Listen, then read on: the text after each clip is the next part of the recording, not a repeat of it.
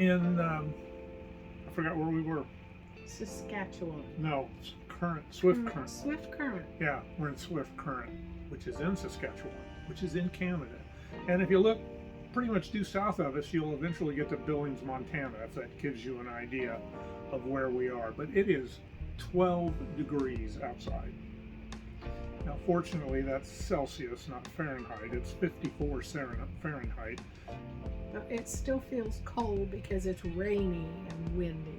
It's rainy, windy. It's just been one of those kinds of days. So we wanted to recap what's been going on for the last 11 days.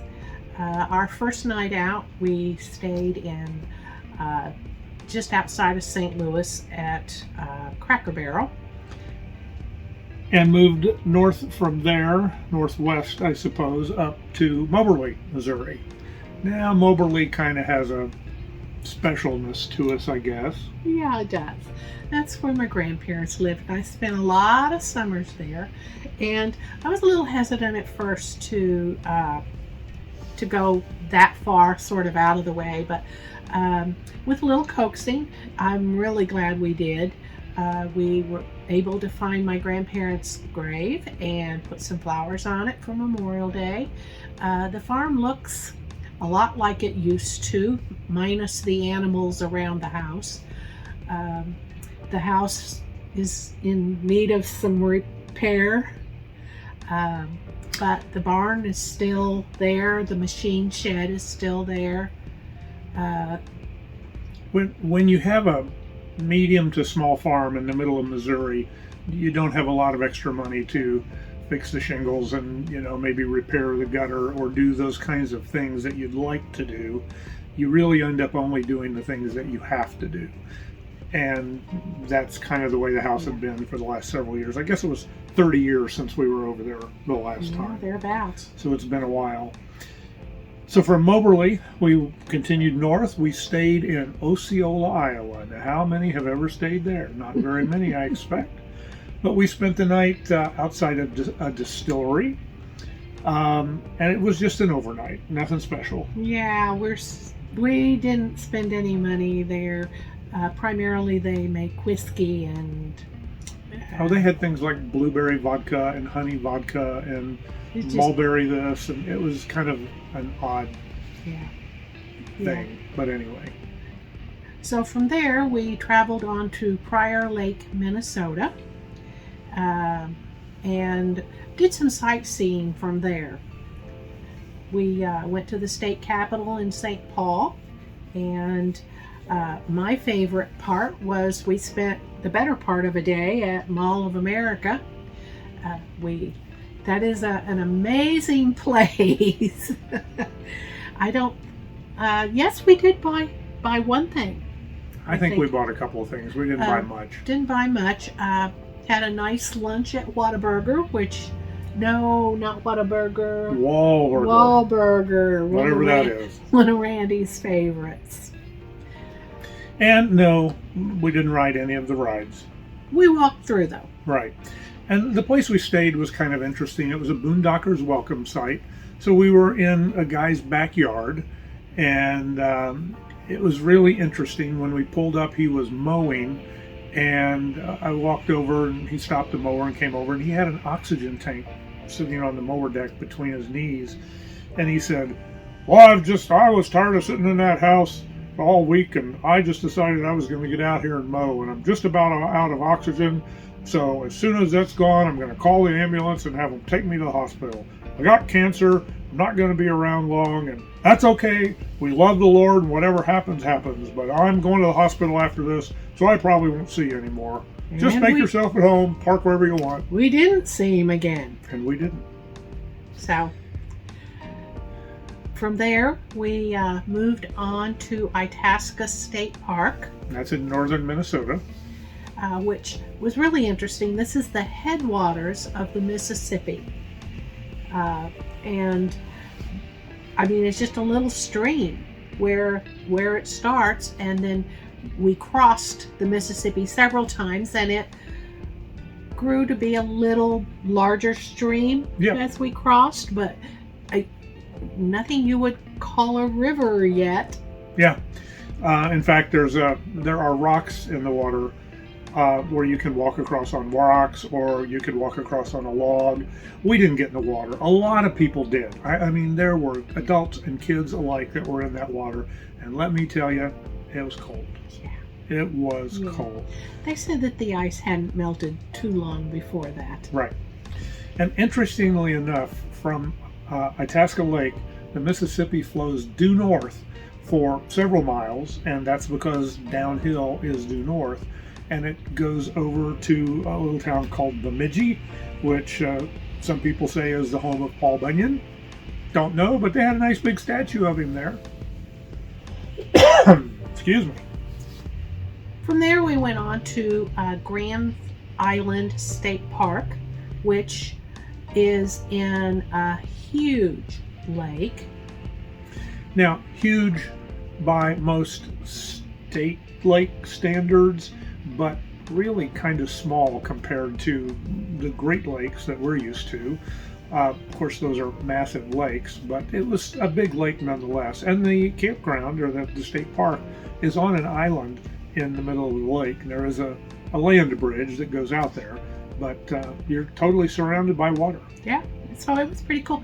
And we were almost all alone in the campground. Except for the buffalo, Except for the buffalo. And they weren't in the campground. technically. We took a little drive through a nature preserve and saw some buffalo, which was pretty cool. Fortunately, we didn't have the dog with us because we had just done laundry, and so she wasn't there to bark at them.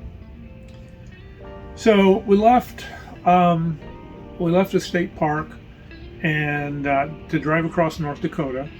And North Dakota is not a state that is well known for its scenery, let's just say. Perhaps it's better known for its agriculture, and of course when there's agriculture you need flat, wide open spaces, and they have got it, I'll tell you. But we came into Minot, North Dakota, and pulled into a gas station, get a little bit of gas, and then across the street to the Walmart, where we were going to sit in the parking lot and get some lunch and go in and get a couple of things at Walmart. Well, we had finished eating lunch, and the tire indicator in the truck said that there was a problem, and got out, and sure enough, we had a flat tire. So evidently, when we drove through that gas station parking lot, we picked up a nail. And I got to tell you, if you're going to have a flat tire on an RV, the way to do it is when you're sitting still. No question about it. Because when the tires come apart, they can do a lot of damage to the body of the RV. Of course, we didn't have that because we were sitting still. And plus the fact we were in a Walmart parking lot, which meant that Randy was able to, because of the way we were parked, was able to lay down on the ground and get the tire off and get the spare tire back on so that we could take it to be repaired. Yeah, I'm sure you're going to be disappointed that Barb did not get any pictures of me laying on the ground to take the tire off. I should have. And technically, I just had to lay on the ground to put the jack in the right place. But anyway, so we got the spare on, went to a tire store. A gentleman that stopped by and asked if we needed any help advised us not to get it repaired at Walmart, but suggested a place called Harry's Tire, which was right down the road. So we took it there to have it fixed. And this is where things started going kind of bad, because I took the tire out of the back of the truck, walked towards the front of the truck to take it into the building. When I walked back, again, I walked towards the front, so I didn't go back to the back of the truck and realize that I had left the tailgate down. Well, there's not enough room between the back of the truck and the RV to leave the tailgate down and not have bad things happen. Bad things happen. When we turned to pull out of the lot, the corner of the tailgate came into contact with the door covering the front storage compartment. And let's just say it's not pretty, as you can tell from It's pretty scarred. from the pictures. Fortunately, all of the damage is on the door, so we can buy a new door. That's not going to be a big deal, and it'll wait until we get home. Well, then, It just got worse. just because, if you're going to start doing stupid stuff, you may as well just stay in the groove. So we were going back to pick it up, and where we were sitting and waiting, I needed to back up a little bit to get into where I needed to go to have them put the tire back on. And I did not realize that a smaller truck with a great big old bull bar on the front had come up and parked behind me. And Barb said, "Do you want me to get out and look?" And I said, no, there's nothing back there. I checked my mirrors, and I rolled very slowly back. And of course, I hit his bull bar, and of course, I hit it with the ladder on the back. And of course, the ladder is bent, and it punched a hole in the fiberglass on the back of the RV. Again, as you can see from the pictures.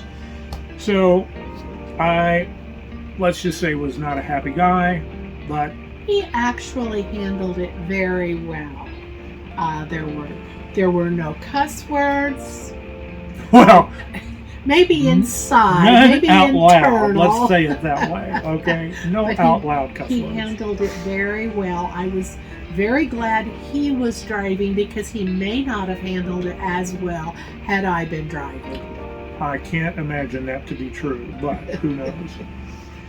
In any event, it was what it was. It's over. It all can be fixed. Relatively speaking, it's all very minor. So be it. Off we go.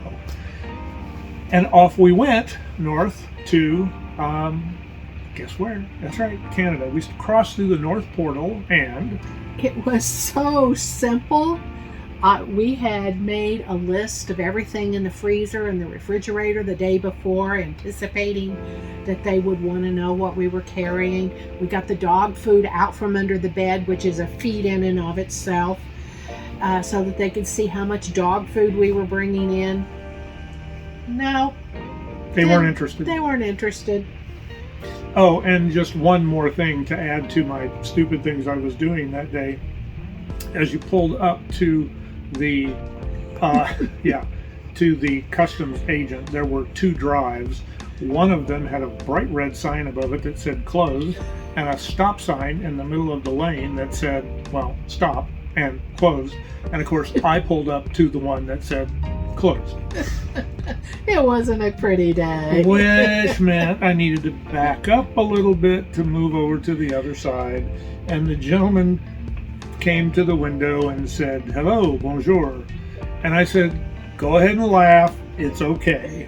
And he said, No, I got my laughing done before you pulled up to the window. I'm fine. I would never laugh when you're sitting here. So, anyway, But what are you going to do? he basically had a couple of questions for us. Are we carrying any guns? Are we carrying any marijuana? And Weapons.